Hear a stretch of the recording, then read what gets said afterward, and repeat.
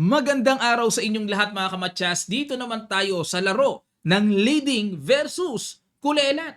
Pero wag ka, ang kulelat nakakapuwing yan. Kaya ingat dapat si Gukesh na ma-maintain niya yung score niya sa top. Okay, sa end part po, update ko uli kayo sa standing. Ang ginawa ni Abasov nag D4, Knight F6 si Gukesh, C4, E6, Knight C3 at pumasok sa Nimso Indian Battle. Queen C2, nag H6, interesting line by Gukesh. Dito po kasi ang madalas na pinapasok, Castle, C5, B6, D5.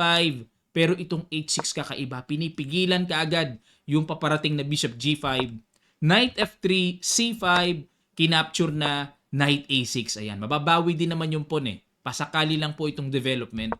Nag G3 para magpa-fianchetto, Knight takes, Bishop G2, Knight CE4. Yun nga lang, medyo maninira kagad ng pawn structure eh. Castle, Knight takes, B takes, at nag-Bishop C5, E4. Ayan, para mag-E5, nag-Knight H7 at nawala po sa nota ng Nimso Indian. Novelty. Dahil ayon sa naitalang linya, B6 pa ang nagawa dito tapos magbi-Bishop B7. Pero dito, Knight H7, tingnan natin, nag-E5. Ayaw nang pabalikin dyan ni Abasov. Nag-Rook B8, iwas na sa pressure ng diagonal. Nag-Knight dito para magmamaneuver. B6, Knight E4, Bishop B7. Tanggap ni Gukesh na makapture ang Bishop niya. Kasi napakalakas ng Knight na yan na pwedeng makalundag sa D6 eh. Kaya worth yan na i-exchange ang Bishop. Nag-H4. Samantalang si Abasov, tinitignan niya muna saan ba pupunta yung knight mo sa gilid. Kaya ini-stop niya para mapigilan, ipit ang knight sa gilid. Queen C7, tineret ang pawn at nag-Rook D1. Aba, medyo kumarga. Sacrifice yung pawn ah. Nag-Bishop takes muna. Pero teka muna para maliwanag mga kamatyas, ano mayroon kung capturein ang libreng pawn na yan, magbi-Bishop F4. Tuhog. Todas. Isang tori yan. Okay? Kaya nag-Bishop takes Knight, Queen takes E4, nag-Castle, and nag-Bishop F4, Rook D8, Rook D2 para magbabaterya. Knight F8, H5. Talagang ayaw talagang tantanan yung Knight to para walang Knight G6. Nag-B5. Ayun, B5 para ma-activate yung Torre. Kumapture, Rook takes, at nag-Bishop F1, Rook B6, patong baterya, Rook DB8. Okay, wala namang dapat ikabahala, depensado ng knight. At nag-A4, Rook B3, threat sa pawn, nag-Rook D3, depensa muna, Rook A3. Ayun, para pag-inita ng weak pawn sa A4, nag-Rook F3. Saan pupunta yan? May mga target ba yan dyan? Pero medyo malayo-layo pa. Queen C6, hinamon ng queen to queen. Ayan na. Para pabagsakin na rin yung pawn sa A4. Napilitang kumapture at nag-Rook D3, Rook takes A4. Yun lang. Bagsak yung pawn. Bishop G2, tineret ang pawn at nag-Rook A2, threat din, counter. At hinarangan ng Torre, capture, nag-Rook C8, depensa, Bishop E4. So dito, kitang-kita, 1 pawn down si Abasov. May extra pawn si Gukesh. Naku po. A5, Bishop C2, G5. And pasan capture, Knight takes at nag-King G2, King G7, Bishop A4, Knight E7, pupunta sa D5 at nag-C4 para mapigilan pero hindi nagustuhan ng computer engine. Dapat daw ay Rook A2. Ayan, para may mga tempo siguro pag alis, may mga tempo-tempo threat. Pero balik tayo sa C4, Rook B8. Ayun na naman, may pasilip na namang Rook B4. Nag-Rook A2, Bishop B4, King F3, Rook D8. Ayan naman, papasok na naman.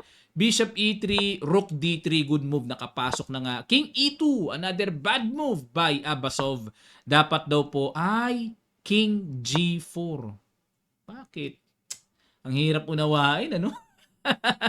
Bakit lalayo? Siyempre, sa human ay talagang hanggat maaari itutulong mo yung king kung saan nandoon ang eksena. King E2, Rook C3, ayun. Nag C5, pamigay na naman yung po, no? Kung tutuusin, ano? Pero dito po, pakiguess nyo, napakagandang tira ni Gukesh.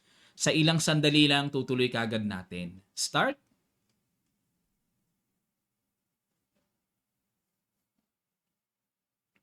Thank you so much sa inyong mga effort. Congrats sa nakakita ng Knight D5.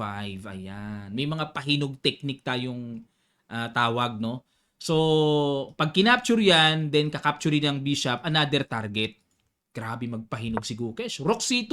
Talagang hingal na si Abasov. Tama na. Ipalit na yan. Tama na. Capture, and another good move by Gukesh A4. Hindi makapture yan kasi may knight C3 double. Itong A4 magpo-progress pa unti-unti. Naku, napakalakas. King D3, A3. Bishop B3, obligadong awatin. At dito, King G6. Para yung king naman, unti-unti namang itutulong sa eksena, yan ang mabigat. Bishop D4, King G5, King C4, Bishop E1, King D3, King G4, papasok na. Bishop D1 check, King G5 na paatras. Wala bang dadaanan dito? Bishop B3, King F5, King C4, King E4. Ayun, nakapasok na. Bishop D1 para pigilan. Nag A2. F3 checking F5, Bishop C2 checking G5. Nakakatakot, no? Parang mamamatchas yung king, ano? Bishop B3. Ayan, para kukuhanin na yan. At kontrolado naman ng bishop ang A1. Pero sa kabila naman, kinumberte, namitas. Bishop takes A2 and nag-H5. Another problem ang paparating. Sinuko na po ni Abasov. Tama ang hula dito ni Magnus. Bago magsimula itong candidates, ang magsasuffer daw talaga si Abasov. Siguro nakita ni Magnus ang pundasyon na bibigay at bibigay sa ganitong level.